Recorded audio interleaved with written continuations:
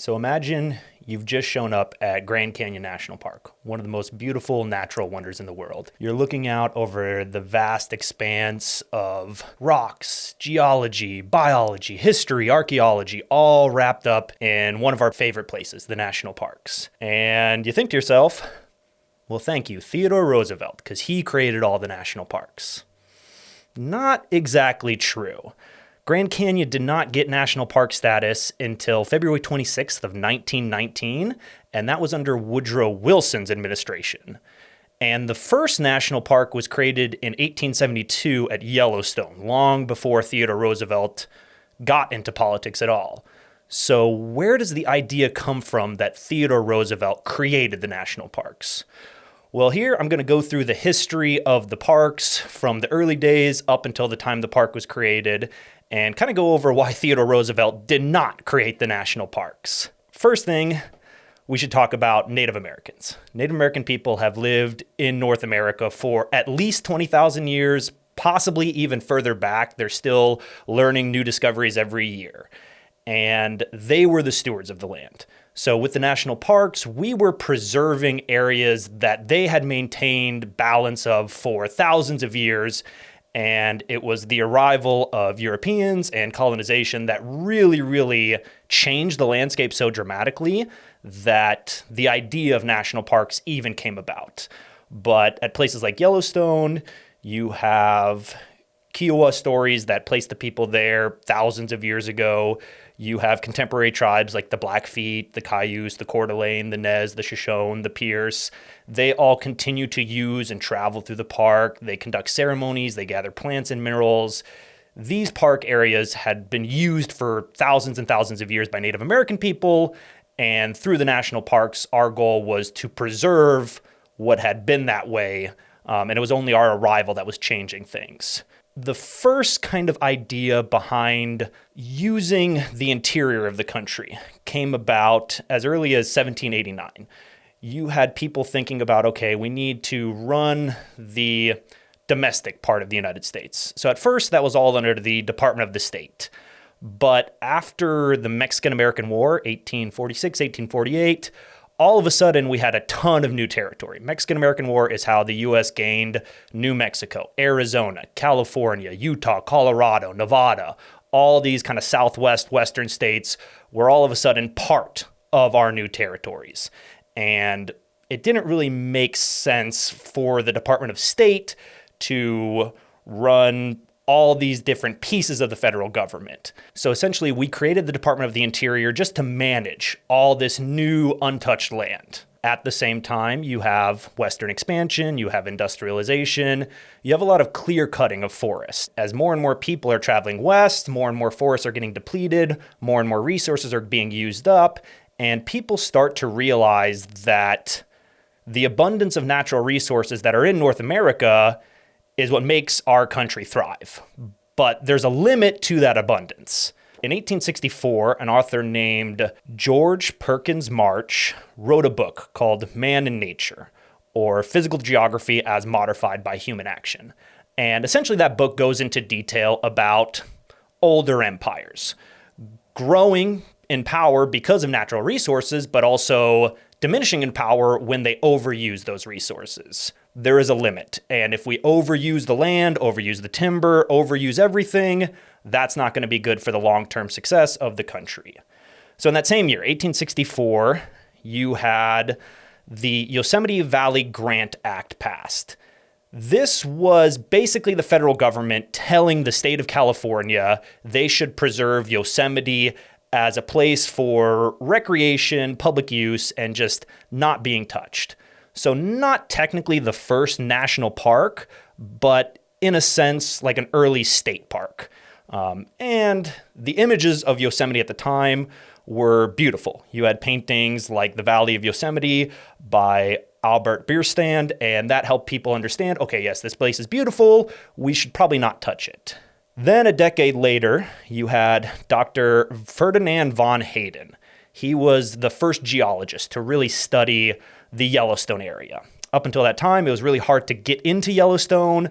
Not a lot of explorers were there. But then in 1871, Hayden and a team of geologists, artists, photographers, map makers, biologists, they all get together and go to study Yellowstone. And these men would come back to Washington and describe such a unique area, filled with massive beauty, unique geothermal features, and such a wild and untouched place that they also thought it deserved to be untouched for posterity. So Yellowstone was a huge area. A lot of it wasn't even states yet. These were still territories, but it crosses into Montana, Idaho, Wyoming. So unlike in the Yosemite Act, where California could manage it, we needed the federal government. This is when the world's first national park was created. Yellowstone in 1872 is the world's first national park. This is the first time the federal government is putting aside a huge chunk of land and saying, we don't need to log, we don't need to mine, we don't need to live here. We're just going to save it for the public. And again, other artists, this time a guy named Thomas Moran, helped to show people how beautiful these areas were with a painting like the Grand Canyon of the Yellowstone, which he sold to the federal government a week before they created Yellowstone as the world's first national park. So guys like Thomas Moran, Ferdinand von Hayden, and even Ulysses S. Grant, he was the president who signed this legislation, their names could be associated with the creation of the world's first national park. Theodore Roosevelt, on the other hand, was a child. In 1872, Roosevelt was 14 years old. He had been born in 1858. So during these early days of national parks, Roosevelt is becoming interested in natural history, but he's not actively in politics. He really has nothing to do with the creation of Yellowstone. Now, the second national park ever created is one that I kind of call a lost national park. It's not in our system anymore. Fort Mackinac in Michigan, or on Lake Michigan, is an island that was a fortification, very important during the Revolutionary War, very important during the War of 1812, and even into the 1870s, it was still looked at as an important military outpost. We weren't sure if we were going to fight another war on the border with Canada, but we didn't want a lot of people moving there in case that happened. So essentially, in 1875, a national park on Mackinac Island was created. After about 20 years of having that status, we realized there wasn't going to be a war on the Canadian border. We didn't really need an active military fort on Mackinac Island. It was a good place for recreation. So eventually the fort was decommissioned and given back over to the state of Michigan. And today it's Mackinac Island State Park. At the same time, the people of Puerto Rico are also realizing they live on an island with very limited natural resources. As companies and agriculture are deforesting the area, either cutting down trees to build boats or just clearing the forest to make more farmland. Through that deforestation, the people started realizing they were not just running out of timber, their soils were being depleted, erosion was increasing. El Yunque National Forest is considered the oldest forest reserve in the world. A national park is very restrictive. You cannot log, you cannot mine, you cannot ranch, you cannot homestead. You really can't do anything with the land. So when that was created, it was a big game changer. But then people of the West also started realizing, well, if the federal government could come in and tell them you can't log, mine, and ranch here anymore, that would also be a big hit to their economy. We also have scientists and foresters realizing that this issue of timber, that's really core to everything. If we just let people go through and clear cut the forest without any kind of replanting, we're going to run out of trees, we're going to run out of timber, the soils are going to get depleted. That was the main resource that people were worried about. So this guy, Dr. Franklin B. Hugh, he was put in charge of protecting places like Yellowstone and essentially surveying the different forests to see where we could do better. Essentially, that formed a whole new organization run by Dr. Hugh, and he was the first forest agent for the Commission of Agriculture. He could just study the areas, give people recommendations, but he didn't have a lot of power in his position. In 1889, a guy named Charles S. Sargent, he's a professor at Harvard, and he wrote an editorial for the magazine that basically took Ho's recommendations and accentuated them. He wanted basically a temporary withdrawal of the public lands from sale of homesteading. He wanted the U.S. Army to protect these lands. He wanted a presidential appointment to report to Congress a plan for administering and controlling of these forested areas. Howe and Sargent, they are kind of the first people to start using politics to manage these resources. From the 1860s up until the end of the 1880s, those were like the first steps of conservation and creating national parks. We had Yosemite as a state park, we had Yellowstone as the first national park, Mackinac Island, and people starting to talk about the diminishing resources and the needs to manage them better. But we still don't have a conservationist president until we get to President Benjamin Harrison. Now, Harrison served as president between 1889 and 1893. So 4 years, just a one-term president situated between two Grover Cleveland administrations. Harrison had some political pedigree. He was the grandson of U.S. President William Henry Harrison. He fought in the Civil War for the Union Army. And probably most famously, he joined General William T. Sherman's Atlanta campaign. He had returned to law and politics, and he was selected as the U.S. Senator from Indiana. Now, he loved the outdoors, and actually as senator, he visited the brand new Yellowstone National Park. And when he returned to Washington, he supported the efforts to develop the park and even add more. So Harrison was actually the first person to propose Grand Canyon's addition as a national park in 1882. But again, while he liked the national parks, they were unpopular for the western states. So if you were a state like Arizona, you wanted to build your economy around primarily mining, but also ranching, logging in the northern part of the state. If a national park was created, millions of acres of land were essentially untouched and restricted from that economic development. So that's where, after Yellowstone, there's this resistance to national parks. People are not in favor of them. They want more freedom to use the land as they see fit. In my opinion, the problem is that people overuse the land and overuse the resources, and that's where the government started to have to step in and manage everything. So Harrison would propose Grand Canyon National Park time and again, but the other senators, the other legislators, they would never really sign on to his bill, and it never really made any traction or got any headway. But he started preserving other areas. So in 1889, he was able to protect the archaeology of Casa Grande, Arizona. In Alaska, 1890, he created the Sitka National Historic Site. Chattanooga, he created a military park in the 1890s as well. So he's adding parks, but not quite national parks, more like historic and military sites. At the same time, while Yellowstone is a national park, the laws are vague, and it's kind of hard to enforce all these restrictions. So a new act was passed, the Yellowstone Game Protection Act, 1894, and essentially that just laid out that all hunting or killing or capturing of any bird, animal, it's just not going to be allowed in the national parks. And at the same time, California had Yosemite as its state park, but it was hard to enforce rules and regulations there. People were still coming in and grazing their animals. In the areas around Yosemite, where all you had were the giant sequoia trees, that was heavily being logged. At the end of the 1890s, President Harrison was able to work with Congress to get a few more national parks added. On September 25th, they created Sequoia National Park. And that was the first national park formed to protect a living organism, the giant sequoia trees.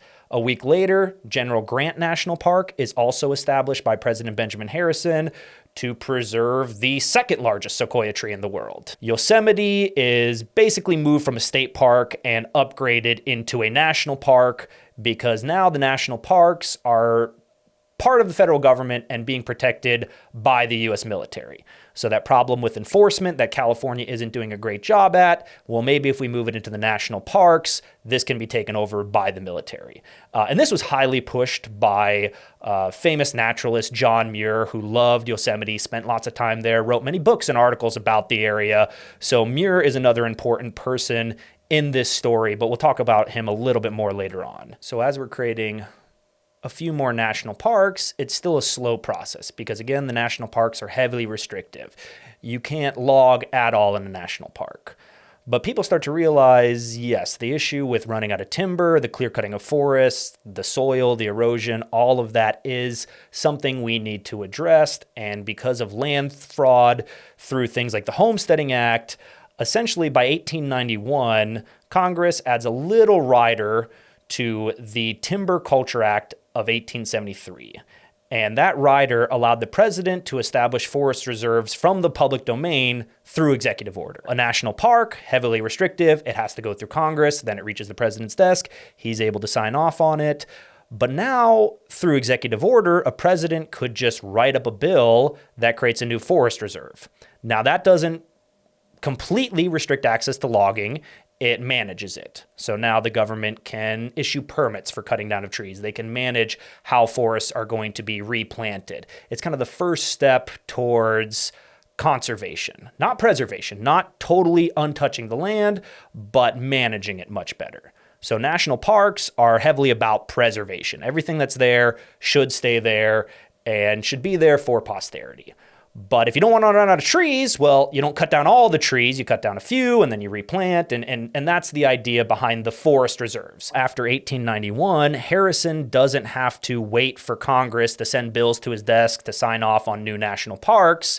He can't create a national park in his own, but now he has this executive power to at least create forest reserves. And Harrison started to use that power. By the end of his presidency, he created 15 forest reserves covering 13 million acres of land.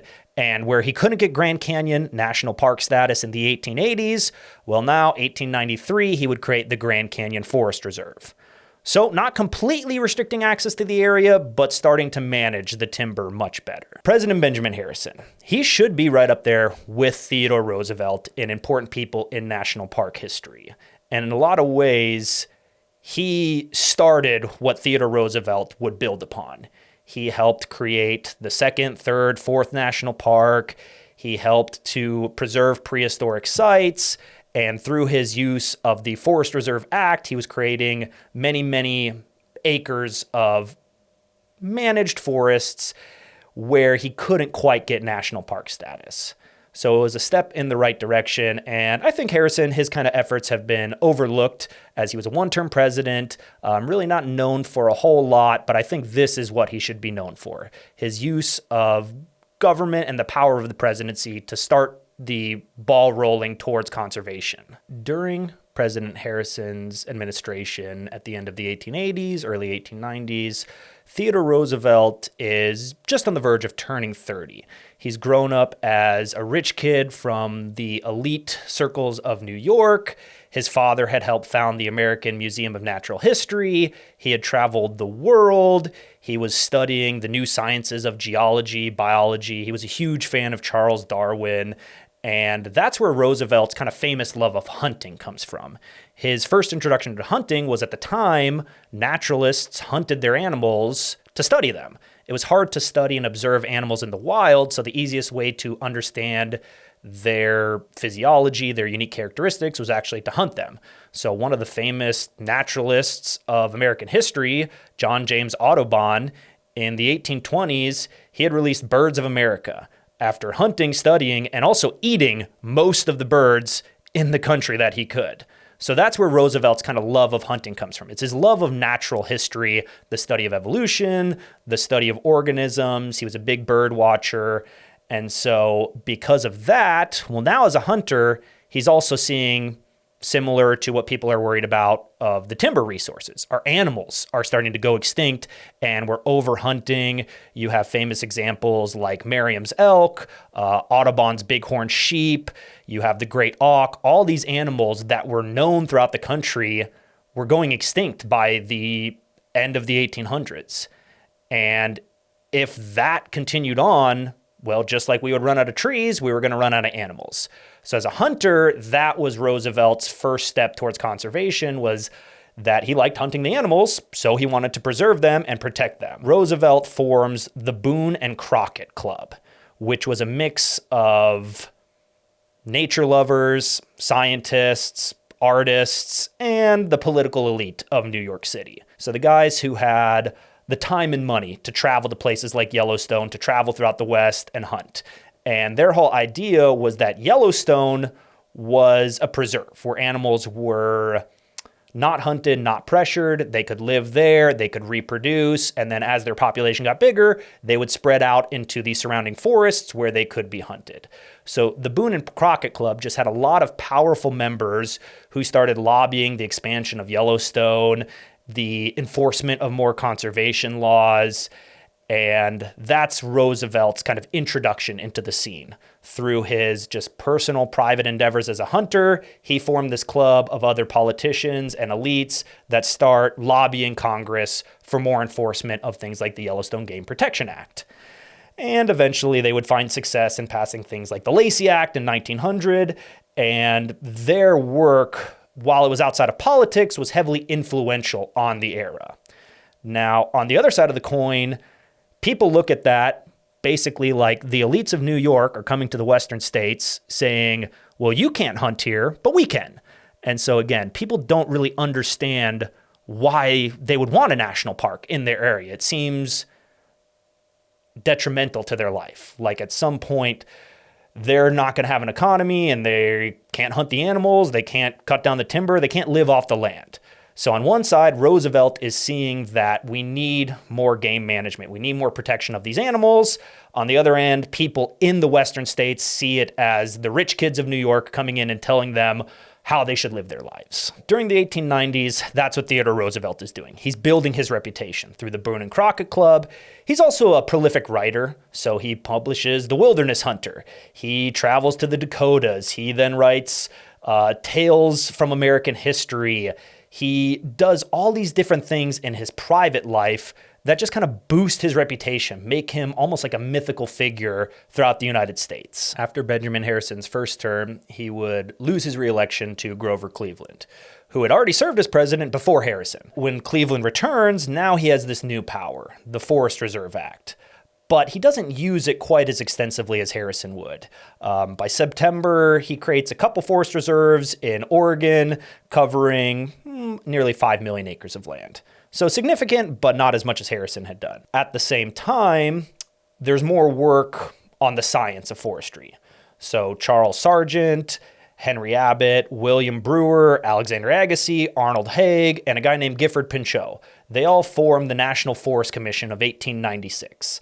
And essentially the commission went around the country, traveling throughout the West, touring the existing forest reserves and looking for new ones. They're starting to survey the land, figuring out where there's good timber, where there's good places to create a forest reserve. And when they finished, the National Forest Commission would write a whole report and send that to Washington. Grover Cleveland serves his second term, decides not to run for re-election. The next election is a battle of Republican William McKinley versus Democrat William Jennings Bryant. And as they battle it out, Cleveland just finishes out his term. So after Sargent and Pinchot and those guys came back, they showed their commission to the government, and right before Cleveland left office, a new party's taking over. He doesn't really have to deal with the political fallout. He creates tons of forest reserves, doubling the 17 million acres that Harrison and him had created into about 36 million acres overnight. And the western states were furious. All of a sudden, there's more regulation. There's more restriction on how they are allowed to use their timber. So again, it all comes back to this fight between we need to manage our resources better, whereas states wanted to develop their economies and use their resources to do that. So to understand the political backlash of the time, all you got to do is look at some newspapers of the era. So Ranch and Range, a newspaper in Washington, published in 1897 that setting aside the immense areas of the Cascade Range would do great hardship upon the livestock industry. It will deprive hundreds of thousands of sheep and cattle their summer grazing, and this will essentially destroy the economy, the prosperity of the country. People are saying the proclamation is too comprehensive. It needs to be adjusted. And so this is where that backlash comes in. People are not quite understanding why we would want to say millions of acres of land need to be managed when the people in the local area felt like they could just manage them themselves. So 10 days before Cleveland leaves office, he creates all these forest reserves and basically passes that over to McKinley to figure out. In 1897, McKinley signs the Sundries Act. Basically, that provided a new criteria for forest protection. and it outlined how the forest would be managed.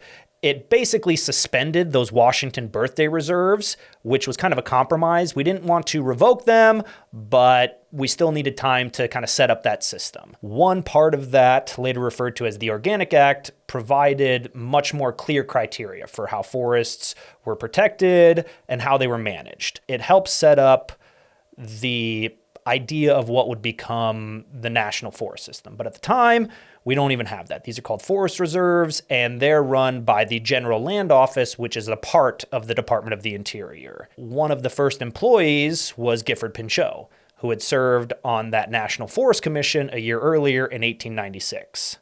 And then a year later, in 1898, Pinchot would be promoted to the chief of the Division of Forestry and took over for a man named Fenro. Now, Fenro's idea was a regional approach. Let everyone locally control their own forest reserve.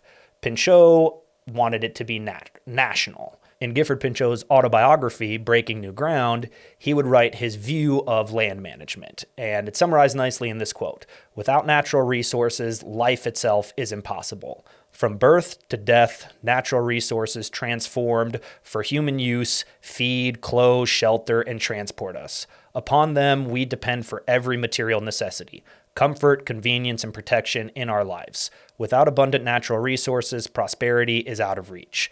Therefore, the conservation of natural resources is the fundamental material problem." Where's Theodore Roosevelt? Well, in April of 1898, the U.S. would declare war against Spain.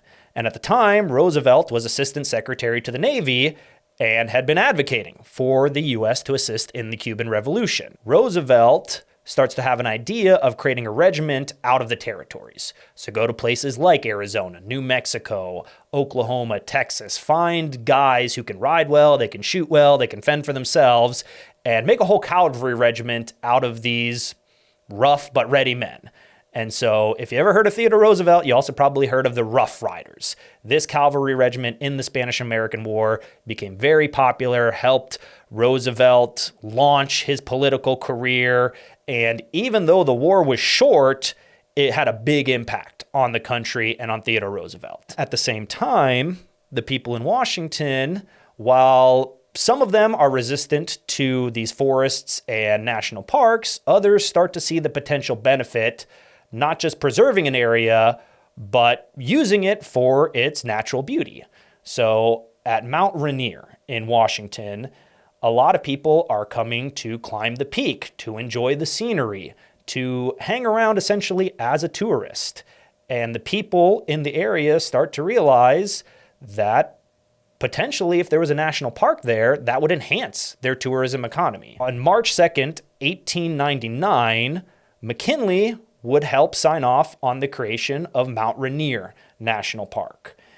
And that is often considered the first national park preserved as a tourist destination.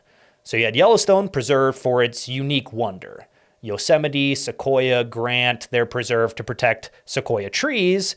Mount Rainier is just preserved and protected, so it's undeveloped and people can still use it for mountain climbing. Scientists can still study it.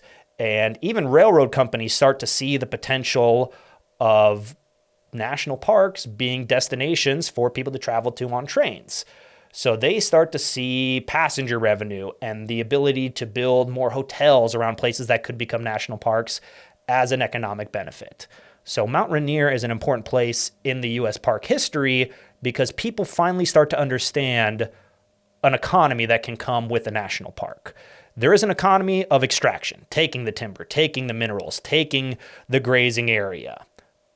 But there's this other kind of economy, this tourism economy that can develop if you just don't touch the land, you leave it as it is. Mount Rainier was also the first national park established where there was already a forest reserve, which brings me back to Benjamin Harrison, where he wanted Grand Canyon to be a national park in the 1880s, couldn't get it done. So in the 1890s, he created a Grand Canyon Forest Reserve.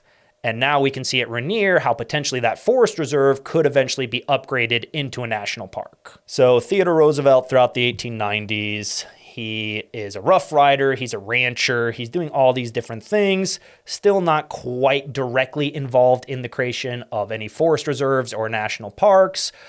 But his popularity from the Spanish-American War helped secure his ticket to the vice presidency on William McKinley's 1900 re-election campaign. And this was a rematch of McKinley versus Jennings Bryan, but it was an even bigger blowout. And a lot of people point to the addition of Theodore Roosevelt to the ticket as why McKinley might have garnered more than 100,000 additional votes on this election as opposed to the one in 1896. Theodore Roosevelt has arrived in federal politics. He's worked his way up through the political ladder, through his popularity, through the war, and now he is the vice president to William McKinley. But not a lot of power in the vice presidency. And a lot of people think Roosevelt was specifically put in that position to limit his influence on the Republican Party and the federal government. It was just 6 months into McKinley's second term, as he was shaking hands at the Pan American Expo in New York, when an anarchist walked up to him and shot him in the gut. Now, at first, the wound and the injury did not look too bad, but the wound became infected. That led to gangrene, and a week later, McKinley died of those wounds. So now, Theodore Roosevelt, the politically unimportant vice president, is pushed into the powerful president of the United States. But he doesn't start creating forest reserves right away. Actually, one of the first things he does is reduce the size of some of the forest reserves in Colorado and California. And this is because Roosevelt was not elected to president. In his mind, he became president through a series of unfortunate events. And while he was a conservationist, he did not have the voter mandate to go through with some of the more aggressive policies that he was in favor of. So instead of creating more forest reserves, he advocated for them. In December of that year, he would give his first annual address to Congress. And in that address, he would just hammer home the points of Marsh and Pinchot and these other naturalists of the forest reserves are not restricting access to the forests. It's managing them. It's actually giving us more assurance of a larger supply. And in the future, those forest reserves will be of much greater use than just clear cutting of the forests. So he doesn't quite use his power through executive order and through the Forest Reserve Creation Act to create forests, but he's telling Congress that this is something he is in favor of. As these parts of the government grow, their management is still a problem. He notices that the national parks are guarded by the U.S. Army, while the forests are part of the Department of the Interior. The U.S. Geological Survey is helping map the forests.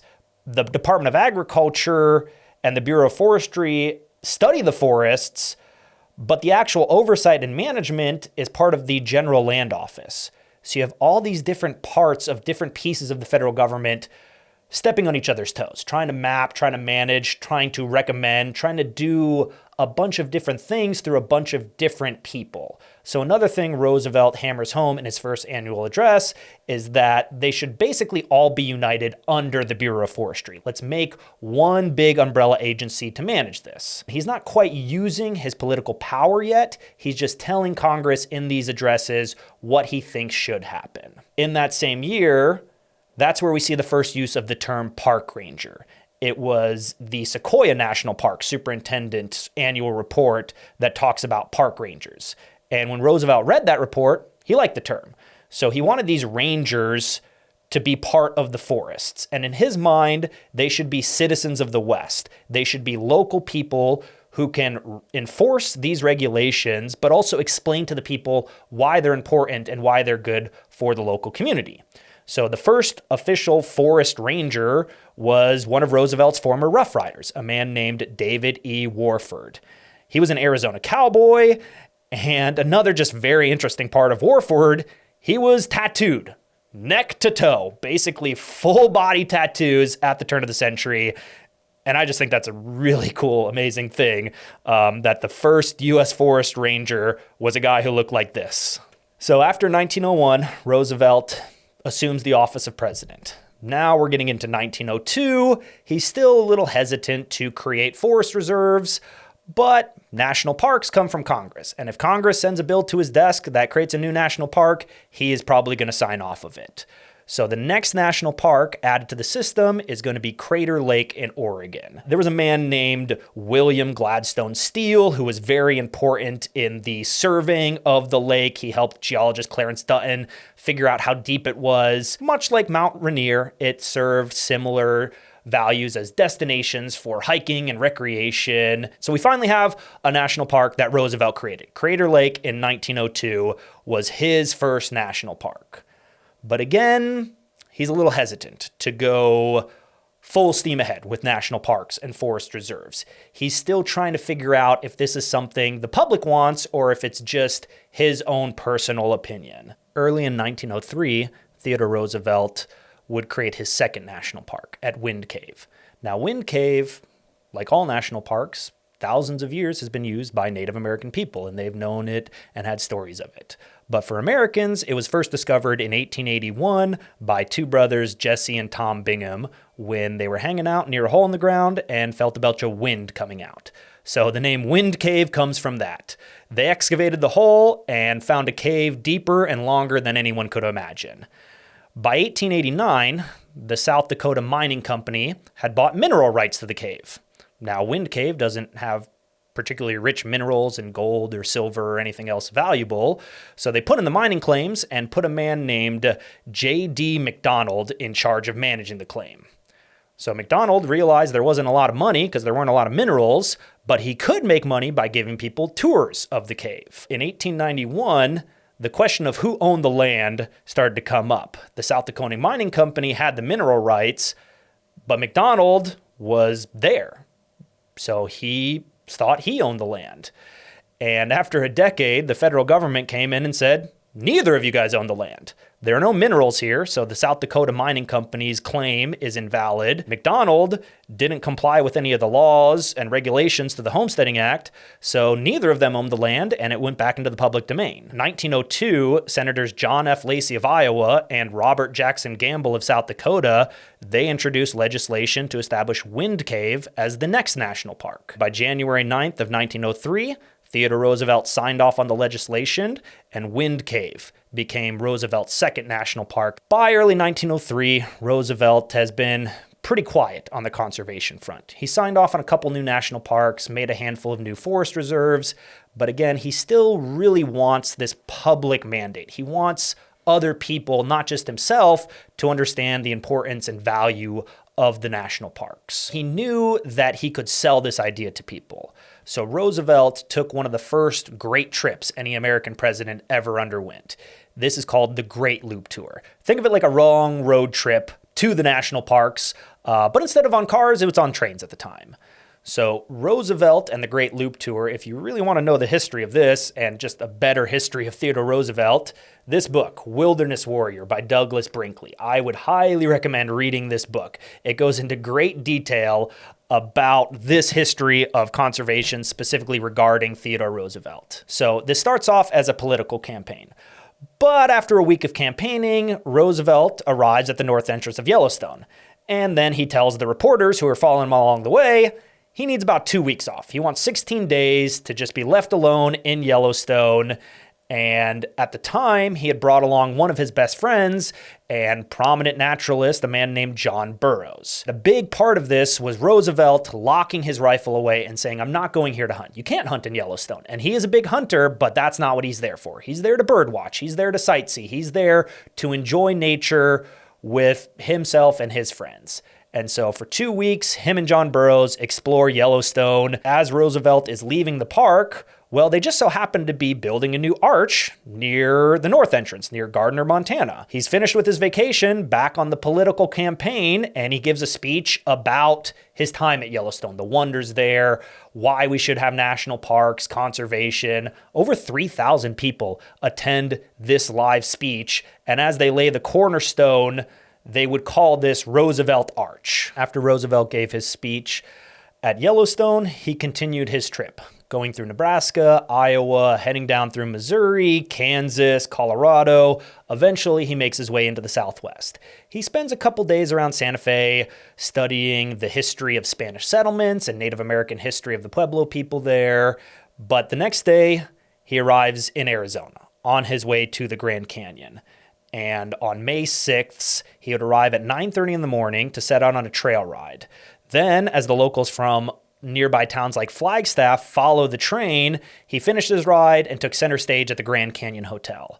There, he gave a very famous speech where he says, "I shall not attempt to describe it because I cannot. I could not choose words that would convey or that could convey to any outsider what that canyon is. I want to ask you to do one thing in connection with it in your own interest and in the interest of the country, to keep it this great wonder of nature as it is now. Leave it as it is. Man cannot improve upon it, not a bit. The ages have been at work on it, and man can only mar it. What you can do is keep it for your children and your children's children and for all who come after you, as one of the greatest sights which every American, if he can travel at all, should see." Roosevelt only got to spend one day at the Grand Canyon in 1902, and he kind of regretted it. He realized he needed more time there, and it's something people understand when they arrive at the Grand Canyon. It's not a place you can describe until you've been there. And then once you're there, you realize that 5.5 million years of natural erosion through hundreds of millions of years of geologic time is something we cannot improve upon. And that is what Roosevelt talks about in his speech at the Grand Canyon Hotel on May 6, 1903. Basically, the only thing that we should do with the Grand Canyon, create a national park and leave it as it is. As Roosevelt leaves the Grand Canyon, he leaves Arizona, heading into California, making his way out to Los Angeles, and then following the coast from there up towards San Francisco. And all along the way, he's giving more speeches, more campaigns, talking about his time in places like Yellowstone and the Grand Canyon. By the time he gets to Northern California, he wants more time to hike in and amongst the redwoods, and eventually one of the redwood trees is named after Roosevelt during his visit, under the condition that no sign be put up next to the tree. It's very popular to name all the different redwoods and have signs next to them. So there is a Roosevelt tree. I think there's actually a couple of them out there, but there is one that is named for him with no sign specifically because of that stipulation. Finally, he arrives in San Francisco. 200,000 people come out to see him during his campaign. Very popular man. Theodore Roosevelt had no trouble drawing a crowd. So in San Francisco, gives another great speech, tells the people that he's heading for Yosemite for another vacation. May 15th, 1903, Roosevelt heads up to Yosemite. This time, instead of John Burroughs, he's with John Muir. Now, John Muir is the Yosemite guy. He had been in California, lived there, wrote about it, big proponent of preservation specifically, more just don't touch the land, don't do anything with it. Now, him and Roosevelt hadn't really known each other until this trip, so the two of them getting to meet, talk, hang out was very, very important for Roosevelt and Muir. Roosevelt had founded the Boone and Crockett Club, John Muir had founded the Sierra Club, where Roosevelt was all about birds and animals, Muir loved trees and plants. So they were kind of two sides of the same coin. So the two men spent 3 days together staring at the falls of Yosemite, riding through the valley, hiking amongst the giant sequoia trees and the redwoods. But most of this was not actually within what was Yosemite National Park in 1903.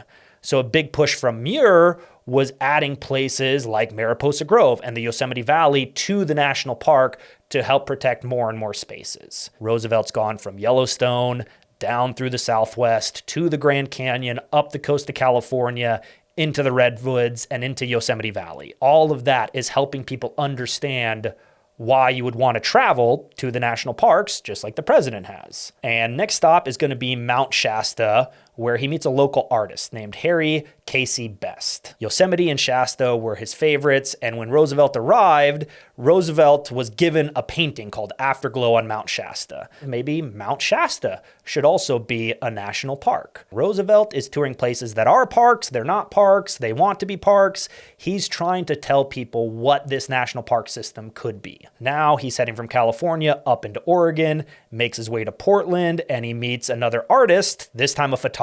His name was William L. Finley. He was trying to convince Roosevelt, we have tree protection, we have game protection, we need bird protection. These animals are also struggling because people want to hunt them for their beautiful feathers. They like to hunt and kill them for their eggs. There's a bunch of different reasons why birds were under threat at the turn of the century. And Roosevelt kind of already understood this. Just before we left on the Great Loop Tour, another photographer named Frank Chapman had been at the Oval Office with similar concerns. He had been photographing this island off the coast of Florida, which was the last place the brown pelicans were known to roost and nest. But at the same time, plume hunters, people who hunted them for their feathers, were killing the pelicans. Fishers who saw them as competition, they were killing the pelicans. And so there was a lot of threat that the brown pelican was going to go extinct if this one last rookery was not protected. So through Chapman's photography and his advocacy, just before Roosevelt left for his Great Loop Tour, he created the world's first bird sanctuary at Pelican Island. So Roosevelt was receptive to Finley's argument that we needed more bird sanctuaries, not just in Florida, but also in the coast of Oregon. He just didn't have time on the Great Loop Tour to really hammer out all the details. But he told Finley that if he could come up with a plan, present it to him in Washington, D.C., that would get the ball rolling. So that's what Finley did. Him and his photography partner, Bowman, they went to Three Arch Rock off the coast of Oregon in June 1903, set up camp for 14 days, and lived there photographing the birds, the sea lions, the animals, all of this just to show Theodore Roosevelt what this wildlife refuge could be. So after his meeting with Finley in Portland, Roosevelt continued north. He made one more stop for a campaign in Seattle, Washington, before he started turning back east. After 66 days, he had traveled over 14,000 miles, giving hundreds of speeches along the way. He was the first sitting president to visit Yellowstone, Grand Canyon, Yosemite, Mount Shasta, all these different places, and that tour was a great success. The campaign saw the turnout of hundreds of thousands of people, plus the promotion of places like Yellowstone National Park, Yosemite, Grand Canyon potentially being a national park. It was exactly what Roosevelt had envisioned. During that year, he created Wind Cave National Park. He added a few more forest reserves, only about 5 million acres or so, created the world's first bird sanctuary, but again, a very reserved Roosevelt. But the next year, 1904, was the election year. It was time to see if all of his advocacy and his campaigning led to that voter mandate he was looking for. If he won that election, he knew his policies were what the people wanted. After his Great Loop Tour, Theodore Roosevelt compiled his first-hand accounts of visits to Yellowstone, Grand Canyon, and Yosemite into a new essay called Wilderness Reserves. And that was also part of his argument for conservation, preservation, better management of land. Another thing Roosevelt realized is that the largest piece of untouched land in the United States was not in the continental United States. Alaska was a vast, huge wilderness territory, but it also needed proper management. And through things like the Lacey Act, Roosevelt was able to implement a hunting permit system in Alaska. After 1904, if you wanted to hunt in Alaska, you need a permit from the U.S. Biological Service. This also led to a huge uproar in Alaska because just like people were critical of the Boone and Crockett Club decades earlier, it seemed like these new laws favored rich sportsmen over local hunters who had lived in the area. Then a month later, in March, Gifford Pinchot presented the president a report that showed the larger the forest reserve, the larger prosperity the state or territory. So on one hand, you have locals who are disagreeing with all of these regulations. At the other hand, you have scientists and academics like Pinchot through data showing that actually these are benefiting those local economies. The Boone and Crockett Club, they had also recently inventoried all the state parks, federal parks, kind of all these public lands, and the report showed that pretty much every state had some kind of park except for North Dakota. And this bothered Theodore Roosevelt because North Dakota had been his home in the 1880s. He had lived there as a rancher. He was very familiar with the local community. And so on June 3rd, 1904, he created another new national park, Sully's Hill National Park.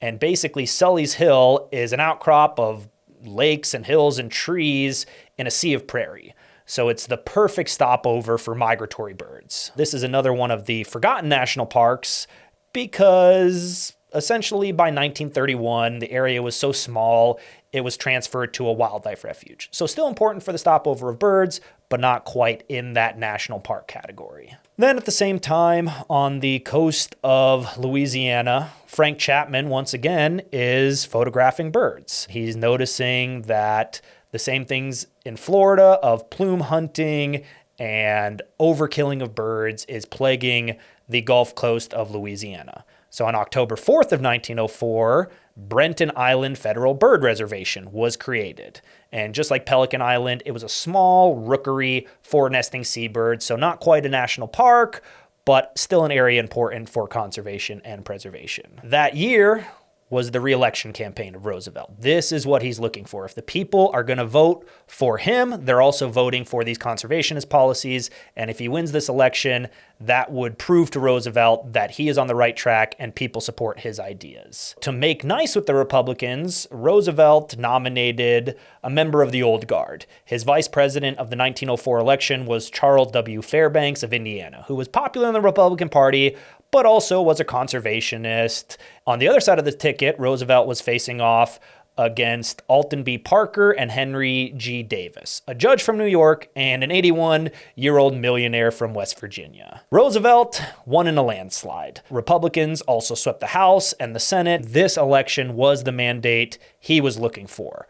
With Republican control of the White House, the House of Representatives, and the Senate, now Roosevelt could really do what he wanted as a conservationist president. After Roosevelt won his re-election in December of 1904, he gave his fourth annual message to Congress, and once again he would talk about how he thought the Grand Canyon should become a national park, they should expand the boundaries of Yosemite, but he also talked about the idea of being allowed to create a game preserve within these forest reserves. This was influenced by a man named William Temple Hornaday.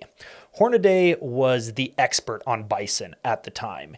He had worked as a taxidermist for the United States National Museum, and he had studied bison throughout the 1860s, 70s, 1880s. He basically saw the depletion of herds of millions of bison down to a few thousand animals. Like Roosevelt, he studied them through hunting. But also he realized that his hunting was leading to their extinction.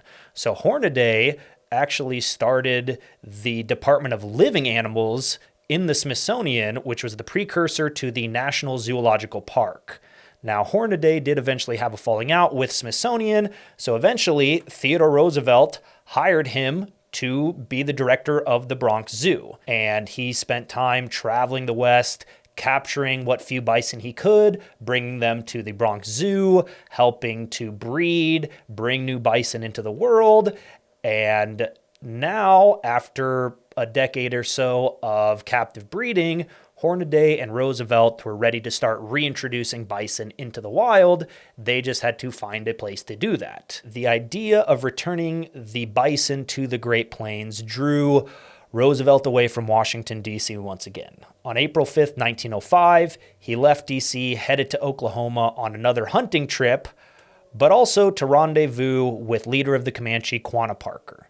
Quanah lived close to the Wichita Forest Reserve, which had been established by McKinley in 1899. Traveling through Oklahoma with Quanah gave Roosevelt a new perspective of the area. He realized this area was a biological crossroads. You had grasses, you had forests, you had deserts, all mixing together.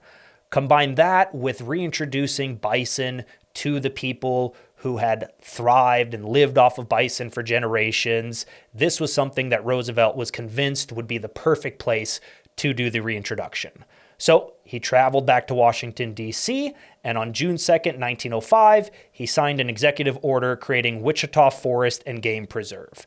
This was the first big game preserve in the United States, and it was created within an already existing forest reserve. Another talking point of Roosevelt's fourth annual message to Congress was his continued push for consolidating the management of forests into a more streamlined new bureau. The problem existed where the General Land Office that administered the forests were all political appointees. So there was a lot of graft, a lot of corruption, a lot of backroom deals that led to appointees who weren't really great for the job.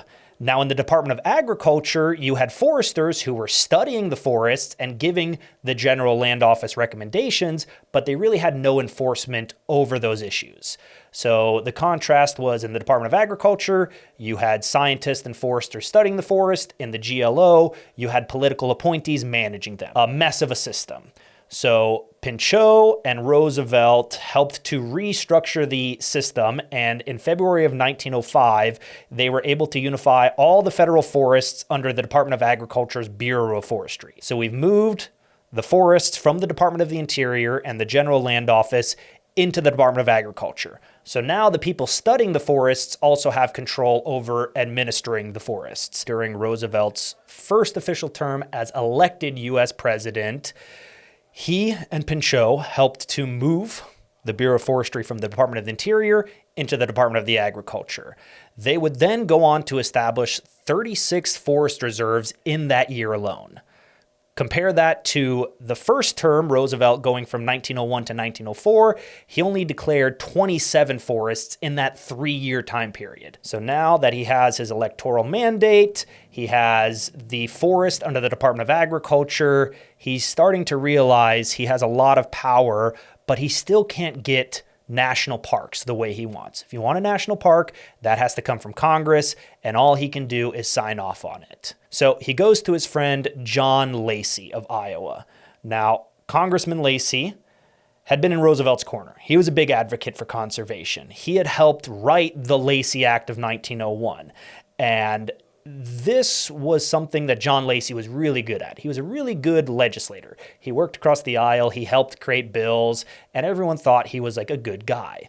So Lacey had a particular love of the American Southwest. There were incredible archaeological sites, including what is now Mesa Verde, what is now Chaco Canyon, what is now Canyon de Chelly. There were tons and tons of buildings, structures, civilizations that had existed in North America during the same time as the Roman Empire. Now, a lot of people understood the idea of European antiquities.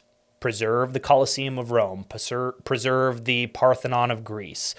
So Lacey started writing our own Antiquities Act, if you will. He wanted to give the president a new executive power to create a national monument where these archaeological sites could be protected from people going in and destroying the land, taking the pottery and the archaeological evidence. And Lacey was joined by locals in the area, like the Colorado Cliff Dwellers Association. Now, this included a man named Richard Weatherhill and also a group of women led by Virginia Donahue McClug and Lacey Peabody. These women had been exploring and uncovering archaeological sites in the Southwest since the late 1800s. And McClug in particular had been invited to the Paris expedition. She had given talks on the cliff dwellings. She was a big advocate against pot hunters. Kind of like plume hunters killing birds for their plumage, there were people destroying archaeological sites for pottery and other relics and what have you. Working with the ladies of the Colorado Cliff Dwellers Association, Lacey started crafting a bill that would become known as the Antiquities Act. The Antiquities Act was designed to give the president this new power to create essentially what is a small national park. Antiquities are designed to preserve buildings and small areas of historic and scientific purpose. But that wording was specifically done almost as a Trojan horse to get past Congress.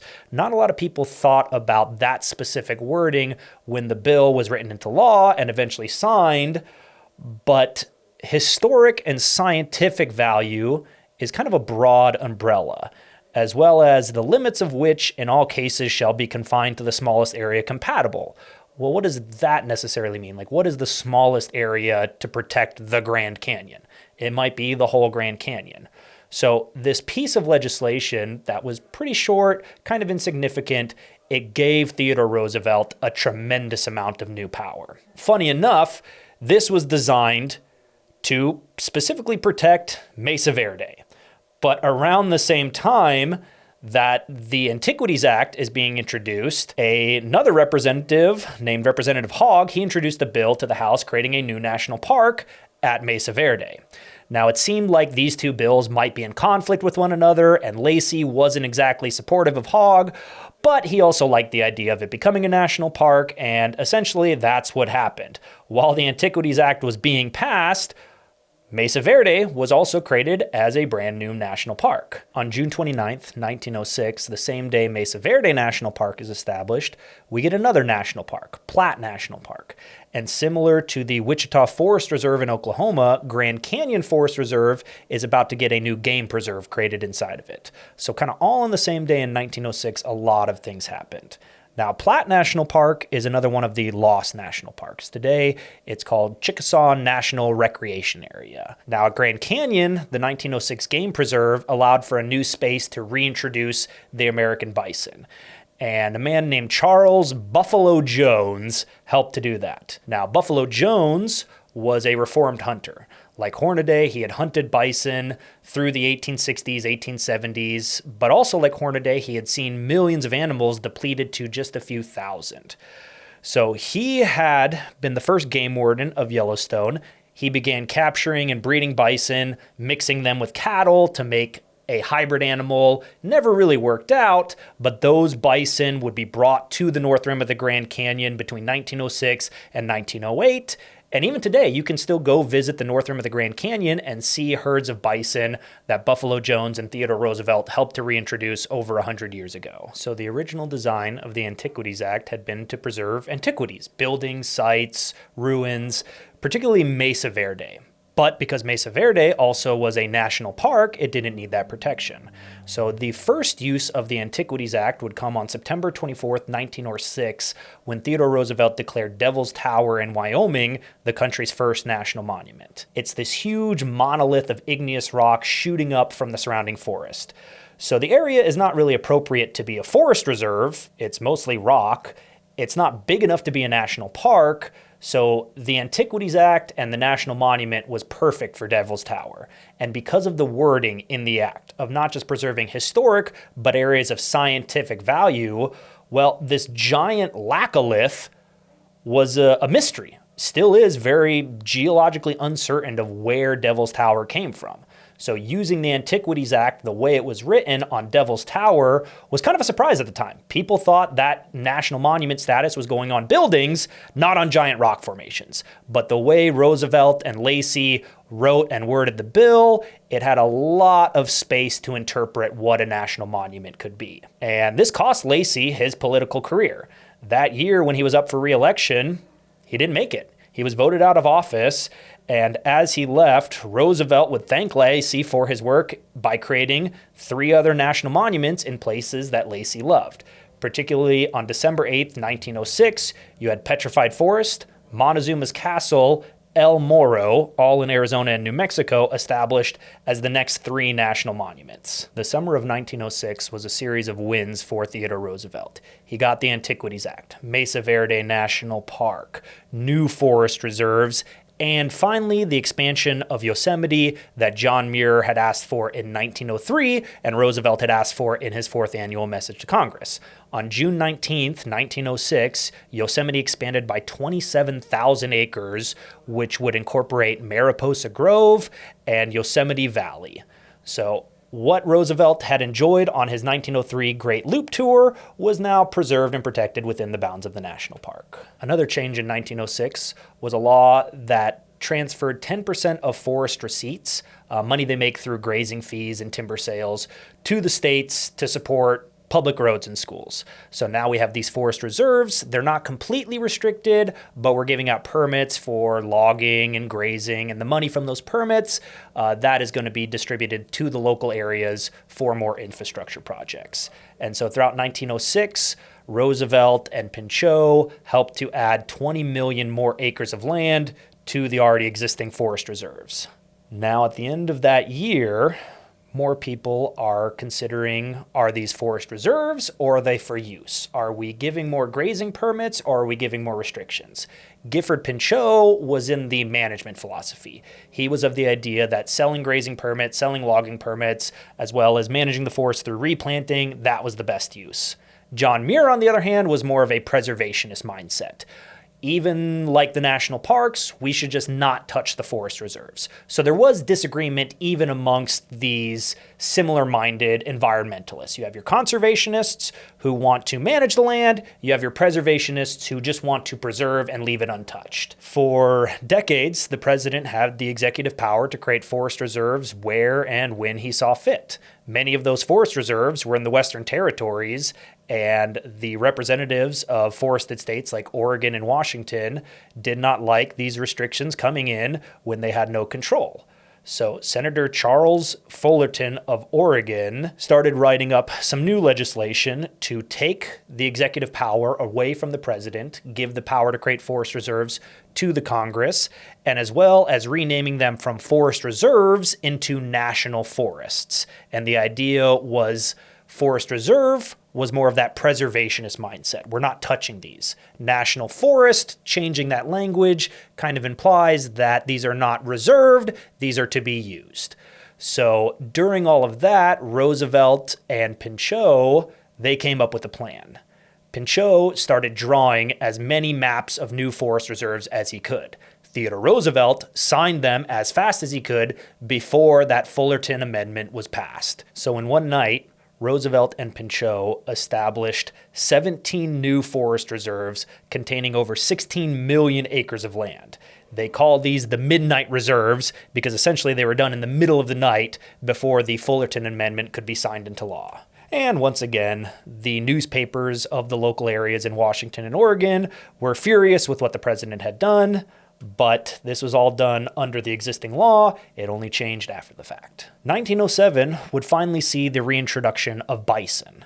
They had selected Wichita Forest Reserve as the place to put them, but it took a few years to get everything set up. They wanted a big fence around the area so the bison couldn't get out. Hornaday was trying to get the best bison he could from the Bronx Zoo, and essentially on October 10th, 1907, a bunch of bison from the Bronx Zoo were put on very nice trains, shipped off to Wichita, and reintroduced into the wild for the first time. 1907 is also when Finley would finally make his trip to Washington, D.C. with photos he had taken of Three Arch Rock. And like Roosevelt had promised 5 years earlier, these photos showed how plentiful the island was with birds as well as sea lions. It showed the importance of the height of the rock for takeoff and landing of the puffins. And this convinced Roosevelt that Three Arch Rock also deserved to be a bird sanctuary. As he created that, more islands and rocks off the coast of Washington were also set aside as places for birds to find refuge. As Finley was using his wildlife photography to help save birds off the coast of Oregon, another photographer from New England was helping save birds in the Gulf of Mexico. Herbert Keightley Job had written a book called Wild Wings, published in 1905, that included a preface by Theodore Roosevelt. So like Finley, like Chapman, Job was another photographer. He loved photographing birds, and the birds he photographed on the Gulf Coast led to the creation of more bird sanctuaries around places like Shell Keys and Turn Island. Roosevelt may have lost his power to create forest reserves through executive order, but he still had his new power of creating national monuments through the Antiquities Act. He used the Antiquities Act in 1907 to create Chaco Canyon National Monument, Gila Cliff Dwelling National Monument, Tonto National Monument. These were areas more designed for the Antiquities Act, ancient cities where thousands of people had thrived at the heart of ancient America. In 1980, Chaco Canyon would be upgraded to a national park. And that's something Roosevelt understood about the national monuments and the Antiquities Act. If he could not get a national park status, he might be able to create a national monument that would eventually lead to its designation as a national park. Another area where there was significant geologic and scientific interest was along the San Andreas fault line.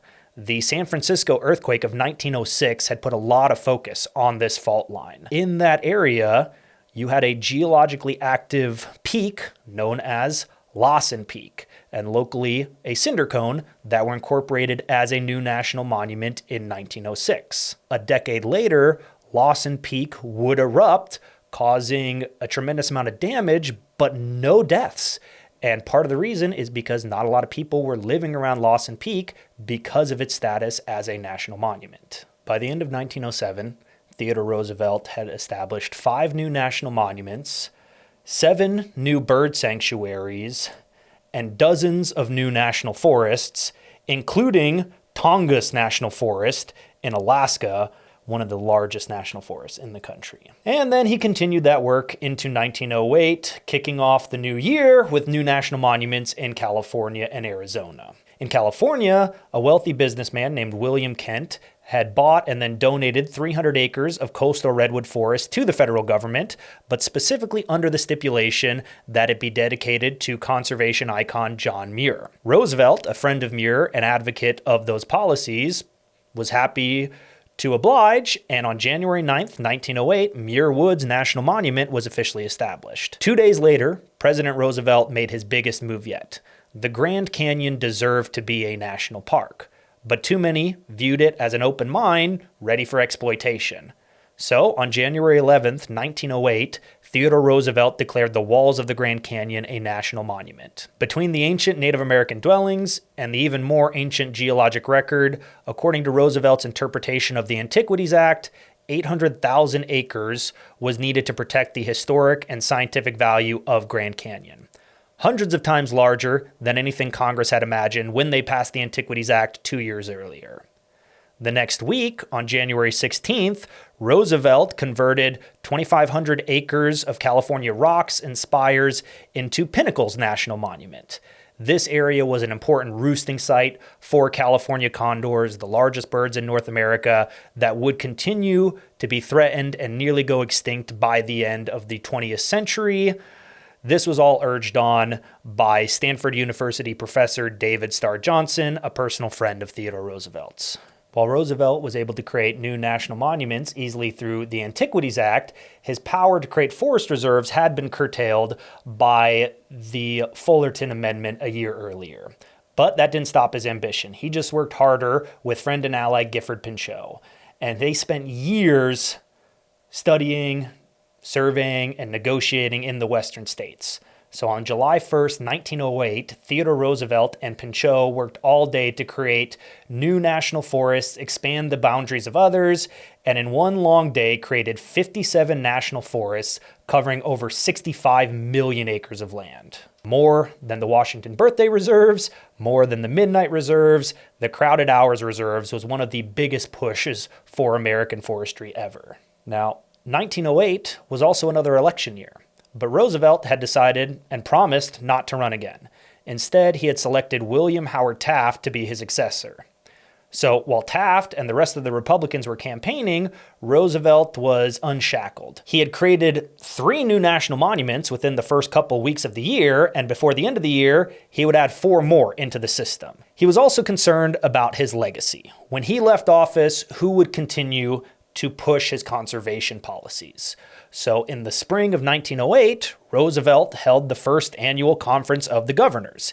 He invited all the governors from the states and territories to come to the White House. He also included scientists, biologists, foresters. The 9 justices of the Supreme Court were all there. This was a huge meeting of the minds, and the whole idea was to continue to promote the wise use of resources, the conservation of natural areas, and the promotion of outdoor spaces. So the Governor's Conference was something Roosevelt held and promoted to cement his legacy and continue these policies on beyond his administration.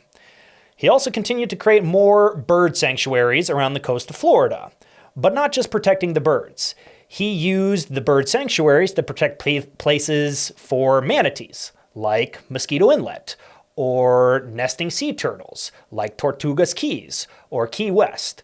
So he's declaring these areas bird sanctuaries, but those protections are expanding to other animals and helping to preserve those ecosystems. Almost all these bird sanctuaries were coastal, either off the coast of Florida, Louisiana, the Pacific Northwest. One of the reasons this was because in the interior, people used the waterways, the lakes, the rivers. They had all been inhabited, so it was hard for the federal government to come in and kick people out when they were already living there. But another part of Roosevelt's administration was what we call reclamation. the damming of rivers, the diversion of water through irrigation canals. This was very difficult and expensive for the Western states to do. Time and again, reclamation projects, locally funded, fell apart before they were created. So Roosevelt, once again, wanted to bring this problem to the federal level. He wanted to create a federal Bureau of Reclamation to invest in irrigation projects for the arid West, and he thought this was the best way for people to populate the area. As these reclamation projects were being started, Roosevelt realized that similar to how he created a game preserve within an already existing forest reserve, he could possibly create a bird sanctuary within a reclamation project. And this started at Lake Klamath, and once again, William Finley. Just like him and Bowman had done at Three Arch Rock, they had spent some time living in the Klamath wetlands, photographing birds of the area, and he returned to Washington, D.C. with his photos, trying to convince Roosevelt that this also deserved to be a bird sanctuary. Now, at the same time, Klamath was a reclamation project. People were looking to divert the water into agriculture. Now, this was something Finley did oppose. He did not want for the large-scale change and upheaval of an already thriving ecosystem. Roosevelt was of a different mindset. So while William Finley wanted Klamath to be preserved as a bird sanctuary in the way that it was, Roosevelt allowed for the reclamation project to continue, but then that gave him a new space to create the Klamath Wildlife Refuge, which at the time was one of the biggest in the country, and it was the first to be established inside of the country, not along the coastlines. Looking back on the conflict between Roosevelt and Finley over reclamation at Klamath, I think we could say Finley was right. While the reclamation project at Klamath did supply water and to agriculture in the area, it also led to the draining of the wetland and over time the degradation of the ecosystem, and basically the whole point of creating a bird sanctuary there fell apart when the water disappeared and the birds stopped coming. As 1908 came to an end, this was the last full year of Roosevelt's term. During that year, he was able to create 8 new national monuments, 11 new bird sanctuaries, 64 new national forests, most of them coming in that crowded hours reserve of July 1st. Roosevelt's idea to create a bird sanctuary on top of a reclamation project would not end at Klamath. And in early 1909, just in the last couple of months of his term, Roosevelt would create 17 such sanctuaries on existing reclamation projects all in one day. Now, many of these proclamations would later be overturned and revoked, but Roosevelt didn't let them stop him. He used his executive orders to create bird sanctuaries and would establish significant preserves in Alaska and Hawaii that continue on today. In that same week, Roosevelt also held the North American Conservation Congress in Washington, D.C. This was similar to the Governor's Conference of 1908, but taken internationally. He invited the leaders of Canada and Mexico to join with him in his conservation policies, which was his first step in spreading what would become national parks around the world. When Roosevelt had taken office in 1901, the government was in charge of 43 forest reserves, 5 national parks, and a handful of other historic and military sites. Within the decade, Roosevelt had expanded the system to 250 national forests, 10 national parks, 17 national monuments, 4 game preserves, and 53 bird sanctuaries. The national forests had grown from about 40 million acres to nearly 200 million acres, and the federal government needed a way to streamline and organize this vast new domain. Beginning in 1911, representatives from California submitted bills to establish the National Park Service, basically a new organization to oversee these holdings and manage the national parks, national monuments, and other pieces of the public domain. This was successfully influenced by a man named Stephen Mather. He would become the first director of the national parks, but he came as an industrialist into the public sphere. So part of the process of creating the national park system was funding it, And part of the way Mather made sure that happened was taking only $1 as his salary for that first year. 7 years after leaving the office of presidency, the Organic Act was passed, which essentially created the national park system and brought the national parks, the national monuments into a new part of the Department of the Interior to be managed into the future. Roosevelt actually had the chance to be the president to sign the Organic Act into law. When he left office, he entrusted Taft to continue what he had started. But William Taft was not as much of a conservationist as Roosevelt, and so after 4 years in office, Roosevelt wanted the job back. Taft didn't want to give it up. So during the Republican primary, the two battled. Taft won, Roosevelt lost, but he didn't step back. He created a new political party, the Progressive Party. He called it the Bull Moose Party, and ran as a third-party candidate. So this was one of the most significant third-party runs ever in U.S. politics, but it did split the Republican vote. About half the people voted for Taft, a little more voted for Roosevelt. Roosevelt won the popular vote of the three candidates, but Democrat Woodrow Wilson won the Electoral College. So Wilson was in the office of presidency when the Organic Act was passed, and instead of Theodore Roosevelt creating the national parks, well, that would be credited to Woodrow Wilson. When Roosevelt left office, the Grand Canyon was not a national park, but there was a forest reserve created by Benjamin Harrison to protect and manage the trees. There was a game preserve created by Theodore Roosevelt to protect and manage the animals, and the national monument Roosevelt had created kept the walls of the Grand Canyon from any new mining claims. So in a sense, the Grand Canyon was a national park without the designation. And like Roosevelt had argued earlier, having all of these separate entities run by different parts of the government did not seem to make sense. So in 1919, Woodrow Wilson would sign into law Grand Canyon National Park. And once again, Wilson gets the credit for something that Roosevelt had started. Unfortunately, Roosevelt did not live to see this day. A month earlier, he died of a heart attack in the middle of the night. While he was gearing up to run for president again, while he was excited to see Grand Canyon become a national park, he didn't get to experience that in person because unfortunately he passed away. So, did Theodore Roosevelt create the national parks? No, the first national park was created by Ulysses S. Grant, and at the time, Roosevelt was a boy. The national park system fell under Woodrow Wilson and his administration. But was Theodore Roosevelt the father of the national parks? I would say yes. He did more to establish, set up, and reserve land that couldn't quite be a national park yet, but one day it would be. So 7 of the national monuments, including the Petrified Forest and Chaco Canyon, these places did become national parks eventually. So today, there are 63 national parks within the park system. 3 of them, including Mesa Verde, Crater Lake, and Wind Cave, those were the ones Theodore Roosevelt actually created. But he did a lot more because at the time, the national parks were not popular. Today, people think of the national parks as the best idea the United States ever came up with. But go back 100 years ago, that was not the case. People did not like that the federal government was coming in, telling them what they could or could not do with their resources. They didn't understand that a different kind of economy could develop with the creation of national parks. So Theodore Roosevelt and his use of executive order, as well as his writing, his livelihood, his public persona at the time, that helped sell the national parks to the public. So at the end of the day, even though Theodore Roosevelt did not create the national parks, he was the father of the national parks. He really set the standard and created a system that was inevitable for the national parks to be created. It's a sad situation that he didn't get to sign off on the legislation and he died before Grand Canyon was a national park, but without him, the national park system would not be what it is today.